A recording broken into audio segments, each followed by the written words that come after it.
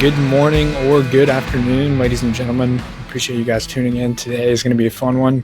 We're walking through Power 5 Conference Champions predictions, dark horses, all of the good stuff.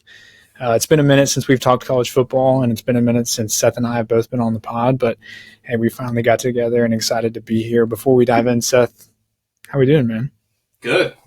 Excited for college football to come back. I feel like we've kind of hit that dead spot of sports other than baseball. We have the Women's World Cup, which will be fun to tide us over to college football. But other than that, I am very ready for college football to be back. Awesome. Well, before we get started, if you guys are watching, listening, whatever, just drop your predictions for each conference or whichever is your favorite conference. We love to hear feedback. We love to see what everybody's picks are and why you like that specific team. Appreciate it. Post it down there. Let us know what we got right or what we got wrong, and make sure to like and subscribe to the video. All right, enough of that. Let's start off with the biggest and baddest in the SEC. Now, this one, come on, we already know Georgia's the favorite. They're going for the three-peat. But outside of Georgia, who has the best odds? Who's somebody that you really like where the market has them totaled to win the SEC? And who has the best path forward for that? Who do you have on your book, Seth? So obviously, again, Georgia's the favorite. If I had to make a pick right now, it'd be Georgia. But I'm not even going to go with Alabama. I'm going to ride with LSU on DraftKings. They are plus 450 currently to win the SEC championship. Man, they reloaded heavy, and I think that they are going to have a special team this year that can definitely rival Alabama in the West and give them an opportunity to face Georgia in the SEC championship. Dude, I love it. And I've said that on a previous show before too, but I think LSU stacked up on defense. They have a lot of veterans coming back. You know, they have Harold Perkins, who's a baller. He's going to be a first-round draft pick. They have Mekhi Wingo coming back off of injury. Their defense is going to be amazing. Jalen Daniels is looking to take the next step forward as the quarterback there. He could be a Heisman contender if he does take that next step. And a lot of the returning production for LSU is coming back. So I expect no drop-off. I only expect them to move forward, if anything. So LSU is my pick too. But, I mean, I got to say it, you know, with all of the hate, not even necessarily hate, but all of the doubt going towards Alabama, it almost feels like poetic for Alabama to come back and just kind of give a big fuck you to everybody in the league. And it's like, hey, you know, this ain't over. Don't forget about us. We're still Alabama. And it's crazy because Alabama right now has 3 of the top 6 best recruiting classes of all time on campus. That's absurd. So the only thing that they're missing is that starting quarterback. You know, obviously they have 3 different guys who are battling in training camp right now.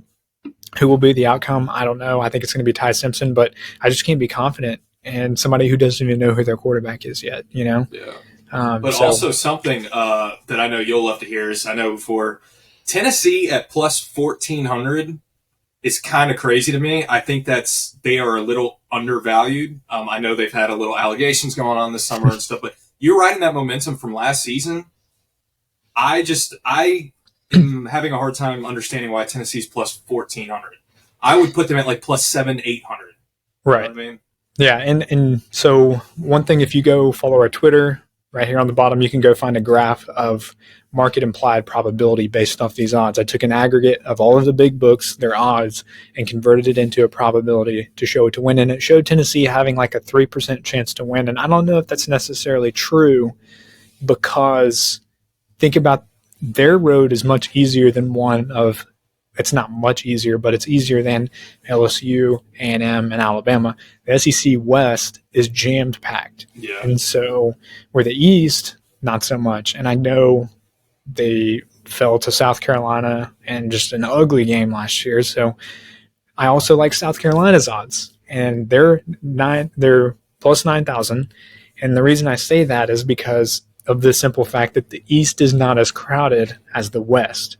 And so when you have teams like Tennessee and Alabama, who all they really have to do is beat their SEC East opponents to get a bid to play whoever the winner of the West is.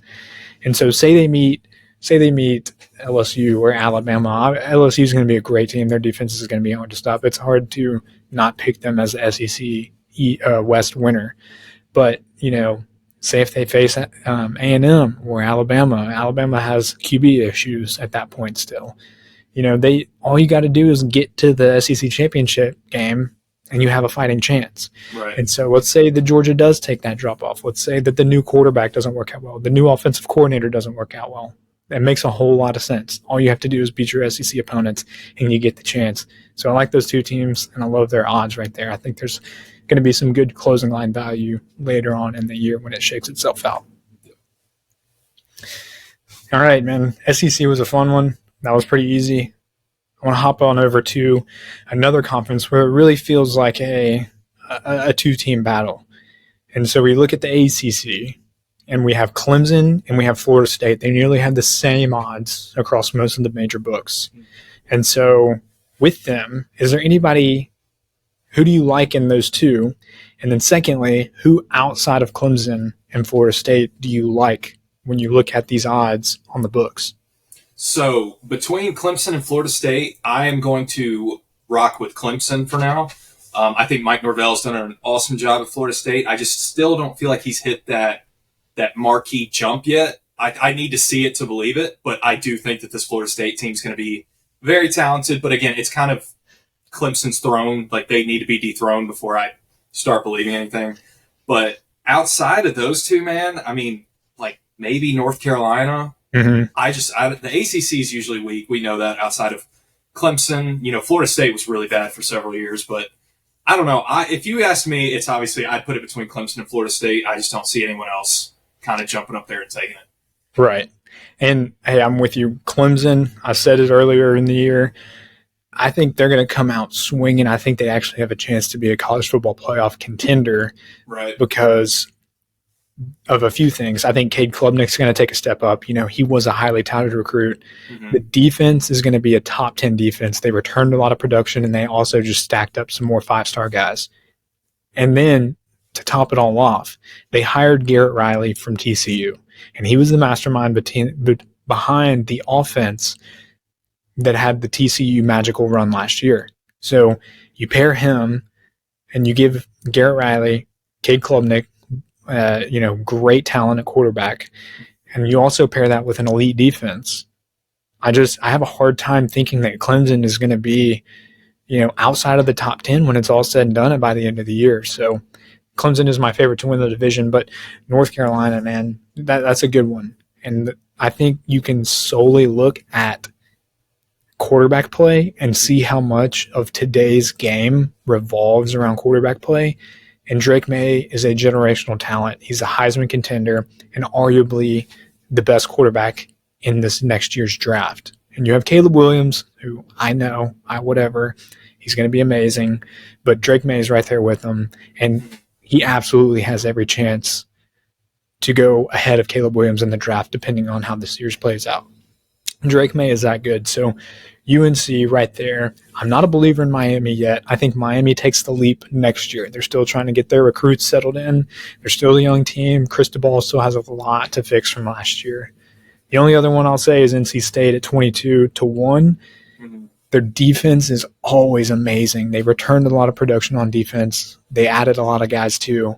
The only thing is that they need to find that quarterback. They struggled with that last year. They played 3 different guys at quarterback last year, and if they could find that, that guy. They beat North Carolina in a thriller last year. It was awesome. Yeah. But if NC State can find their guy at quarterback, do not count them out. That's great odds for a team who arguably has the best defense in that conference. ACC, pretty easy stuff. Yeah. Now, Pac-12. Fun conference.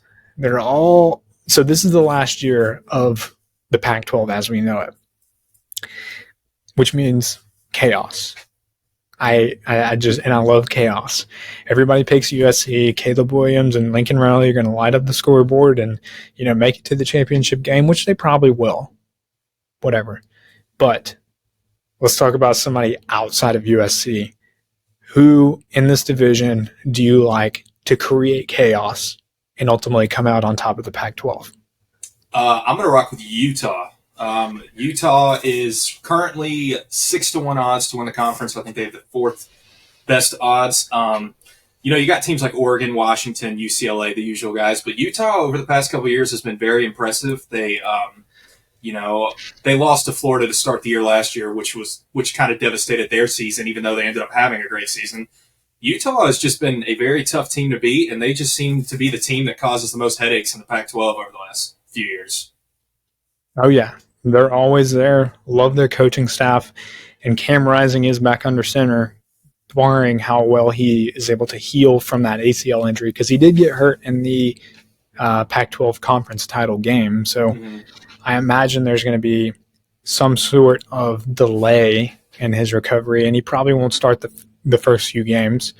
That's the only really downside to that one. But, man, you're right. Utah's always there. They do start with Florida and Baylor. That's my only concern. But all they have to do is make it to that last game, and they have every chance to beat whoever's in that conference, given that everybody's healthy and the coaching staff is of a right mind. Oregon, I'm skipping over them. I don't think Bo Nix elevates himself again this year. I'm just not a believer. I think he's been in the league for 10 years, and he hasn't done it by now. It's like Sean Clifford 2.0. Yeah. I'm out. Count me out. 3-1 odds, not worth it for me. Washington is sitting a little over 3-1, which may make it interesting. I don't think it's enough. I think if they were priced 5-6-1, I would be bought more in them, because Michael Penix is a baller, and he's going to give Caleb Williams a run for his money. And Washington, arguably, other than Ohio State, has the best receiving core in the nation. So in an offensive-driven conference, they have a chance to truly shine. And so Washington may be our dark horse here, but I'm not sure if they're priced well enough for me to take over USC. Utah is just about there. If they had Utah odds, sure. Now, I do have to ask you, Oregon State brought in DJ Ugalele. Do you think he elevates this team? Because they were good last year.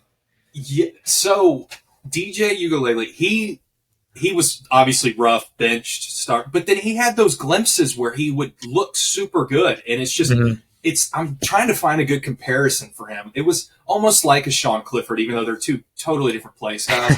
Clifford would have his moments where you're like, this dude's insane, and then he would have other moments where he didn't look like he could run a high school offense. It's just exactly. So I don't know what he brings to them. Honestly, if I'm going to be completely honest, the Pac-12 is probably the one conference that I could never predict fairly. Like, this is probably going to come back to bite me, just because the Pac-12 it runs its course, and it's always just something very strange to what we'd expect.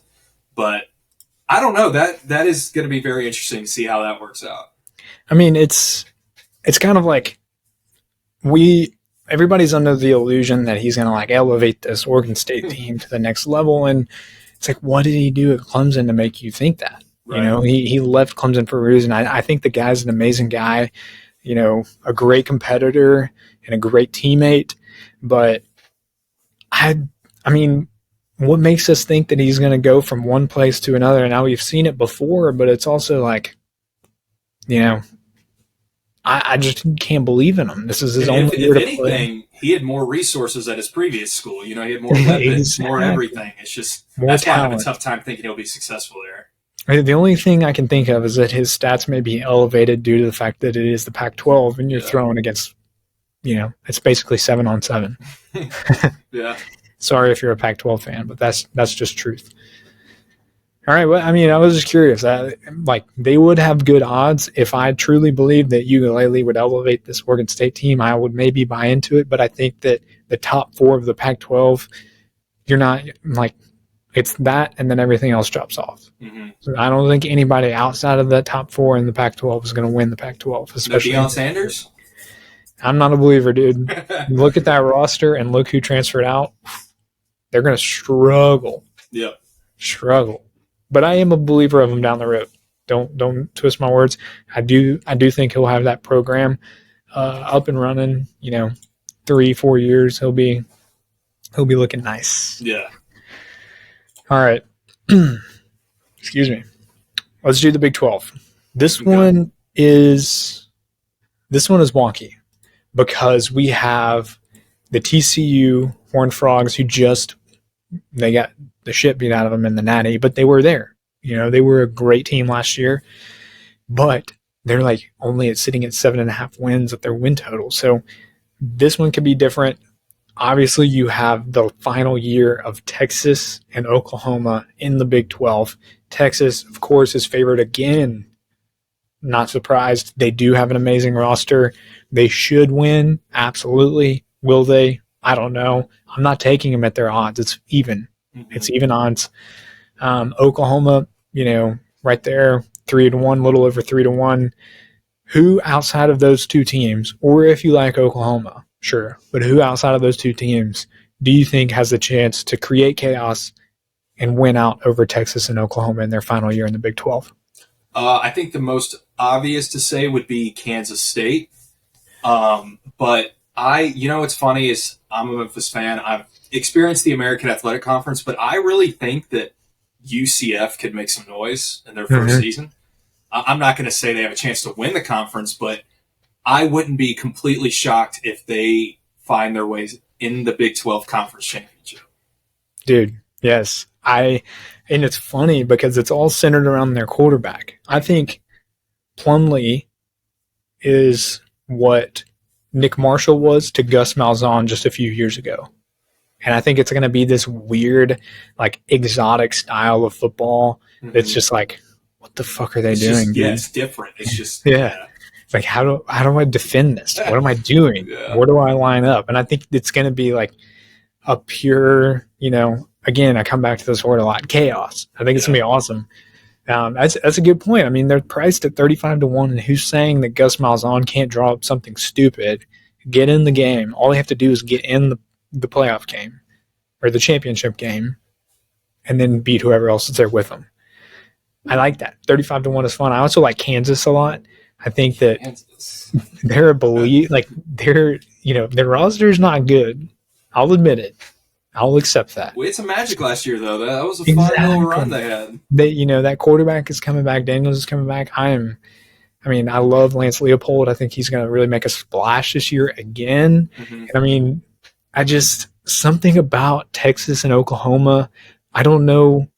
So with it being their last year in the Big 12, I don't know if this is going to make them like, I'm sure it's not going to change the way that they play the game of football in any right, but it's like something feels poetic about it, them both just sucking. Yeah, being sent off without a conference championship. And then you have Texas as Texas. They're going to blow it somehow.